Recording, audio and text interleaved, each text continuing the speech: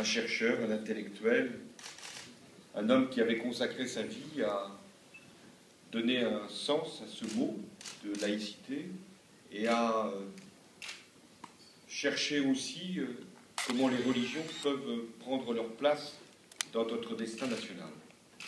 Et le nom d'Émile Poulain s'est imposé. Je suis heureux de le voir en bonne santé. Je sais que la nuit a été donc un peu agitée. Je m'en sens responsable. J'hésite même à prononcer ces mots. Mais je suis rassuré ce matin. Donc c'est un honneur pour nous de vous distinguer, cher Émile Poulain, vous qui avez consacré votre vie à la laïcité. Retracer une existence, c'est en comprendre l'unité. La vôtre a été entièrement tournée vers l'enseignement, vers la recherche, vers la compréhension des choses et des êtres. Vous avez donc été docteur de l'Université de Fribourg en 1950, docteur d'État ès-lettres, et vous avez enseigné dans le cadre de l'Institut Maritain. Vous avez ensuite été invité dans tous les pays d'Europe où le nom même de laïcité ne doit pas être forcément reconnu. En Italie, en Belgique, en Suède, en Espagne, au Canada, même au Zaïre et en Turquie, où là, le mot de laïcité est davantage prononcé. Le monde entier vous a sollicité, écouté, parfois suivi dans un certain nombre de ces textes fondamentaux. Votre unité, c'est aussi une œuvre que vous avez menée au CNRS, où vous avez créé le groupe de sociologie des religions. Vous vous êtes ainsi consacré à l'étude et à la place du catholicisme dans l'histoire et dans la société française. Vous avez d'ailleurs adopté une approche qui était de connaître les personnages pour bien comprendre leurs idées. C'est comme historien que vous avez tracé les portraits d'Alfred Loisy et de Léon Bloy. Car vous considérez que l'histoire a besoin des hommes, même si elle se fait en fonction d'un certain nombre de déterminismes. D'où votre goût pour ce que vous appelez l'intériorité des êtres, ce qui est quand même une tâche très difficile. L'extériorité, déjà on peut se tromper, mais l'intériorité. Et vous êtes toujours obsédé par une grande question: comment réconcilier la tradition religieuse et la modernité laïque? Comment, pour des croyants, vivre dans un monde qui ne s'organise plus autour d'une foi et qui, même, ce monde peut connaître d'autres fidélités et donc d'autres religions? Cette interrogation intéresse plus directement les catholiques, car si l'on en croit Marcel Gauchet, le christianisme serait la religion de la sortie de la religion. Mais est-ce si sûr? En tout cas, c'est à cette question que vous continuez à travailler. À une autre interrogation fondamentale, vous avez donné une réponse, c'est-à-dire cette capacité à vivre ensemble. Et pour vous, la réponse, c'est la laïcité. Et tout votre travail intellectuel a été de définir, de saisir dans sa vérité historique la laïcité. Parlant de votre parcours, vous vous confiez ainsi: je n'ai jamais cherché à être un homme d'influence et de pouvoir. Et c'est peut-être trop tard pour venir ici pour l'exercer, ce magistère. Je n'ai jamais non plus, dites-vous, marché à l'autorité pour la subir ou pour l'imposer. J'ai toujours conçu ma vie et ma recherche comme un commerce d'esprit libre et égaux. Et c'est au fond une belle définition de ce qu'est un laïc. Car la laïcité, c'est un autre nom pour exprimer la liberté.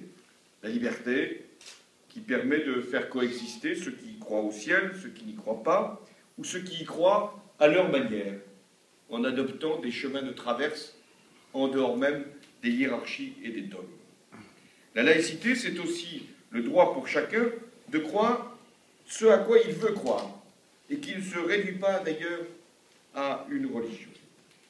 Vous aimez souligner aussi que la laïcité prend sa source dans l'idée même de république, dans la Déclaration des droits de l'homme et du citoyen du 26 août 1789, qui proclame en son article 10 « Nul ne doit être inquiété pour ses opinions, même religieuses ». La laïcité est donc pour vous l'expression même de la tolérance, et à ce titre, d'indifférence à l'égard des convictions spirituelles, à condition qu'elles soient compatibles avec la liberté des autres. Mais la liberté a besoin de la loi. Sans la loi qui la garantit, elle peut n'être rien. Voilà pourquoi il a fallu des décennies de lutte politique pour que l'idéal laïque s'inscrive dans le droit, puis dans les faits. Et c'est le sens de la loi du 9 décembre 1905, que nous célébrons à travers vous aujourd'hui, qui a 107 ans, et qui trace le cadre de la vie commune entre la cité et la religion, et les religions. Et cette loi, qui a été le débouché d'un long combat, l'aboutissement de lutte, est une loi de liberté. Et les républicains qui l'ont rédigée, Aristide Briand, qui en a été le rapporteur, a été amené à défendre cette conception de la laïcité, liberté. Et c'est dans ce texte que la liberté religieuse est également consacrée. C'est donc un texte qui permet que nous puissions vivre ensemble avec nos différences. La laïcité n'est donc pas un contrat, c'est un cadre global dans lequel nous nous inscrivons. La laïcité n'est pas non plus une doctrine, ce n'est pas un dogme, elle n'est pas la religion de ceux qui n'ont pas de religion.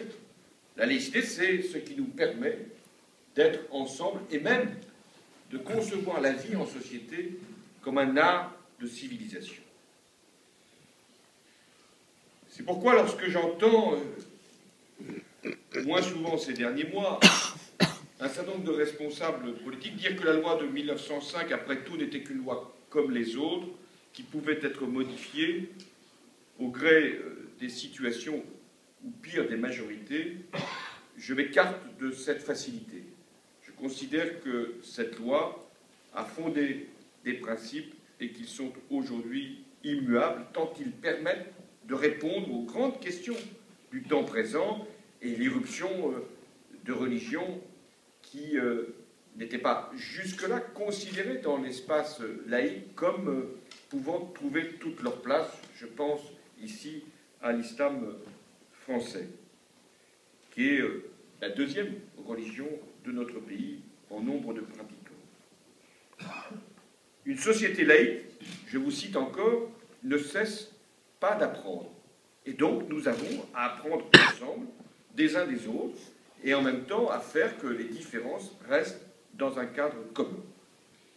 Et c'est la raison pour laquelle je mettrai en place l'Observatoire national de la laïcité, dont le principe est acquis depuis 8 ans, mais qui n'a toujours pas été mis en œuvre. Et cet observatoire aura la charge de formuler des propositions sur la laïcité, mais aussi sur la place et la transmission de la morale publique, puisque nous voulons en faire une part de l'enseignement dans notre pays.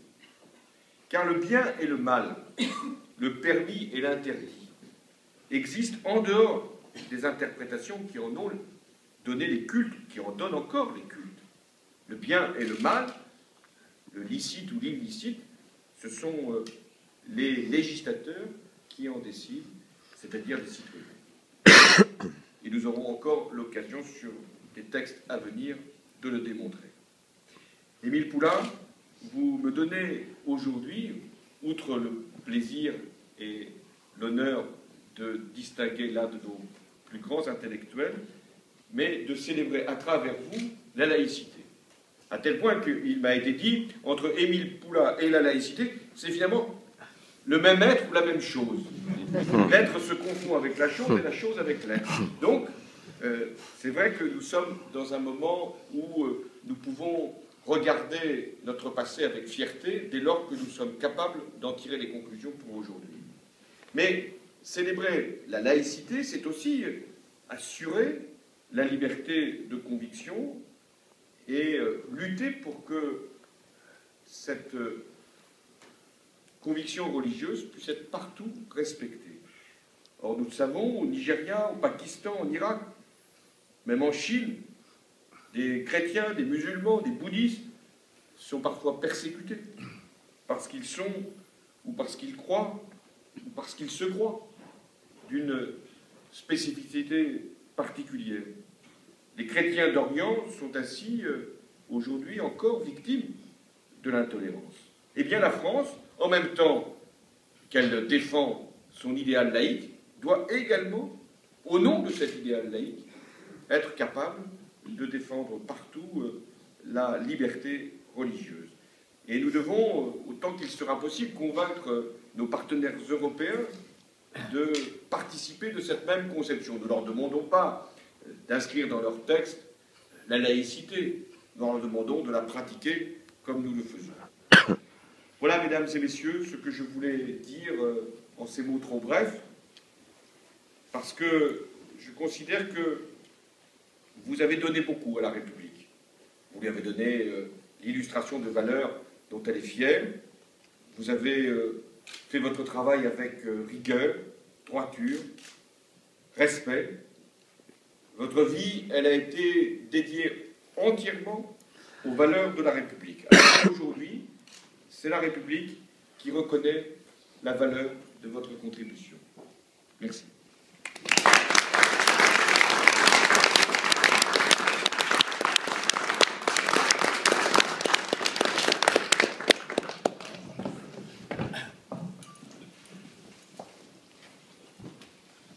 Émile Poulain, au nom de la République française, nous vous faisons officier de la Légion d'honneur.